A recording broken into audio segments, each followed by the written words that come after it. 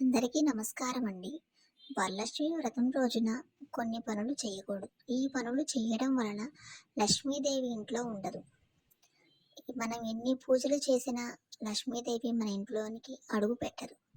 ఆ పనులు ఏంటో మనం ఈరోజు తెలుసుకుందాం. వీటిలో ముఖ్యమైనవి: మాంసాహారం తినకూడదు, ఇతరుల గురించి చెడుగా మాట్లాడకూడదు, కలహాలకు దిగకూడదు, పూజ మధ్యలో లేవకూడదు, చెప్పులు ఇంట్లో పెట్టకూడదు, భార్యాభర్తలు శారీరకంగా కలవకూడదు. వరలక్ష్మి వ్రతం రోజున చేయకూడని పనులు: వరలక్ష్మి వ్రతం రోజున మాంసాహారం తినకూడదు. వీలైతే వ్రతానికి ముందు రోజు నుంచే మాంసాహారం తినడం మానేయడం మంచిది.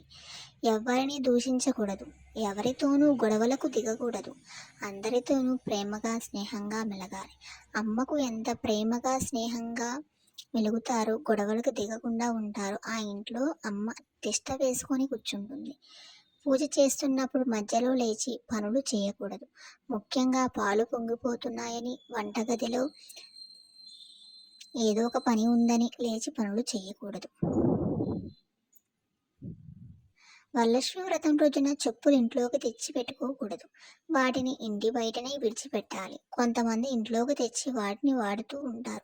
అలా చేయడం వల్ల ఇంట్లో ఉన్న లక్ష్మీదేవి అలిగి వెళ్ళిపోతుంది. వరలక్ష్మి వ్రతం రోజున భార్యాభర్తలు శారీరకంగా కలవకూడదు. అవసరమైన దానికంటే ఎక్కువగా మాట్లాడడం, ఎక్కువగా పోట్లాడడం చేయకూడదు. ఎవరిని విమర్శించకూడదు, చిన్నబుచ్చుకోకూడదు. ఆడవారు కలకల్లాడుతూ నిండు ముత్తైదువుల గాజులు, చెవులు, పువ్వులకి అన్నీ పెట్టుకోవాలి. అలా ఉండటం వల్ల అమ్మ చాలా సంతోషిస్తుంది. పూజను పూర్తిగా నిష్టతో, భక్తితో చేయాలి. మధ్యలో నిర్లక్ష్యం చేయకూడదు. తొందరగా గాబరాగా చేయకూడదు. పూజా సామాగ్రిని కానీ ఇతర వస్తువులను కానీ విసిరేయకూడదు. నిదానంగా నెమ్మదిగా పెట్టాలి. ఇంట్లో ఎక్కడైతే అరుపులు, కేకలు, సౌండ్స్ ఉంటాయో అమ్మ ఇంట్లో ఉండదు. ఈ నియమాలను పాటిస్తూ వరలక్ష్మి వ్రతం రోజున తప్పకుండా పాటిస్తే అమ్మ ఇంట్లో తిష్ట వేసుకొని కూర్చుంటుంది. అందరికీ వరలక్ష్మి వ్రత శుభాకాంక్షలు. ఈ నెలలో వరలక్ష్మి వ్రతం 5 వారాలు వచ్చింది.